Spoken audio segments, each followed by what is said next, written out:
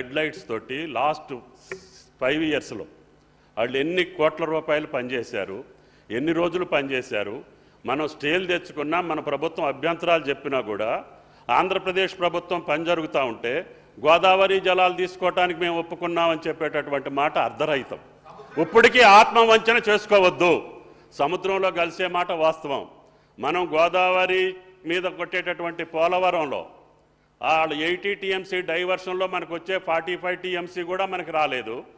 తర్వాత Rayalaseema lift irrigation 92,000 క్యూసెక్లకి పనులు జరుగుతుంటే కూడా 5 సంవత్సరాలుగా మనం గోదావరి జలాలకు ఒప్పుకున్నామని అంటే మన దగ్గర మీటింగ్ జరిగిన తర్వాతనే పనులు మొదలుపెట్టారు, టెండర్లు పిలిచారు, మనం మాట్లాడలేదు. గత 5 సంవత్సరాల్లోనే రాయలసీమ లిఫ్ట్ ఇరిగేషన్ కానీ అంతకుముందు 5 సంవత్సరాల్లో ముచ్చుమరి కానీ మల్యాలు కానీ జరిగినాయి.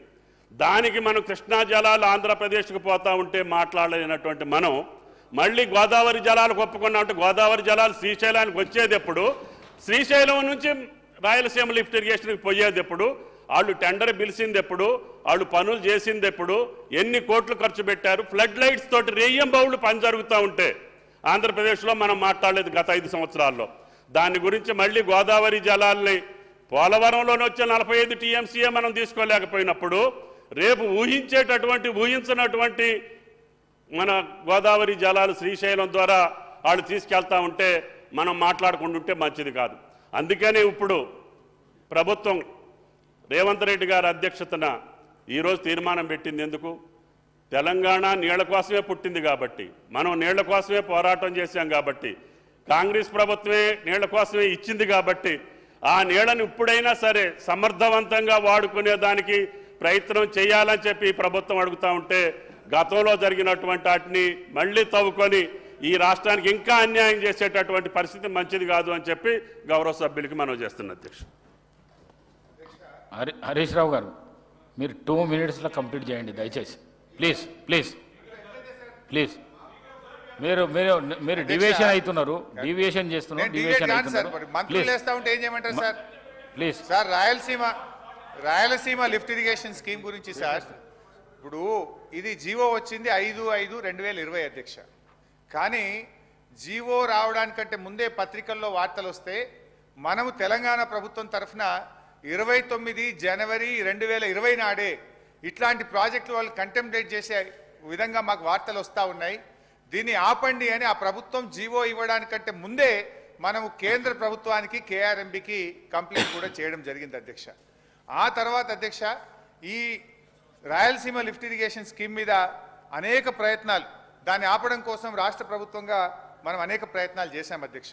అయితే అధ్యక్ష, ఆ ప్రభుత్వం 5/5/2020 నాడు జీవో ఇస్తే కరెక్ట్గా వారం రోజుల లోపల, అంటే 7వ రోజు 12/5/2020 నాడు ఈ రకంగా ఈ ఆంధ్రప్రదేశ్ ప్రభుత్వం జీవో ఇచ్చింది. దీన్ని వెంటనే ఆపాలే, ఇది ఇల్లీగల్ ప్రాజెక్ట్ అని చెప్పి 12/5/2020 నాడు మన రాష్ట్ర special CS irrigation KRMB chairman గారికి లేఖ రాసి దీన్ని ఆపాలని చెప్పడం జరిగింది అధ్యక్ష. ఆ తర్వాత అధ్యక్ష, గౌరవనీయులు అప్పటి మన ముఖ్యమంత్రి కేసీఆర్ గారు కేంద్ర మంత్రి గజేంద్ర సింగ్ షెకావత్ గారికి 2 అక్టోబర్ 2020 లేఖ రాయడం జరిగింది అధ్యక్ష.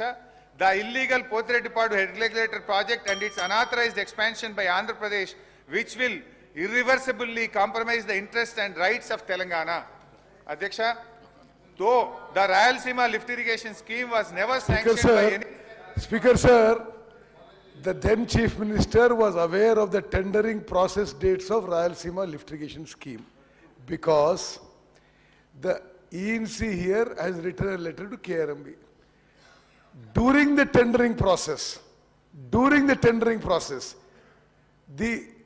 both the chief ministers were invited by the central government for a video conference call. For a video conference call. The Telangana chief minister found it convenient not to attend the meeting and asked for a postponement till after the tendering process is over. Ipudu Harish Rao garu, Speaker sir, ఇది Rayalaseema lift irrigation scheme tender నడిచేటప్పుడు ఆనాటి తెలంగాణ ముఖ్యమంత్రి గారికి ఆ tendering పీరియడ్లోనే Delhi నుంచి ministry of water resources ఆహ్వానం పంపించింది. Video call, ఎవరు ఎటు ఫోన్ అవసరం లేదు, ఇంటి నుంచి మాట్లాడాలి. ఇక్కడి చీఫ్ సెక్రటరీ గారు లేఖ రాశారు, ఈరోజు మాకు సూటబుల్ లేదు, మాకు ఇంకో after tender process over. Okay, నన్ను 1 సెకండ్. మీకు తెలుసు టెండర్ ప్రాసెస్లో మీ భాగస్వామ్యం కూడా మీకు తెలుసు. టెండర్ ప్రాసెస్లో ఎవరేమి జరిగింది మీకు తెలుసు. See beyond the point we don't want to speak, but ఆనాటి ముఖ్యమంత్రి గారి నాలెడ్జ్తోనే ఈ మీటింగ్ డేట్ పోస్ట్పోన్ చేయించడం జరిగింది. టెండర్ ప్రాసెస్ అయిపోయింది, అగ్రిమెంట్ అయిపోయింది, తర్వాతనే అపెక్స్ కౌన్సిల్ మీటింగ్ జరిగింది.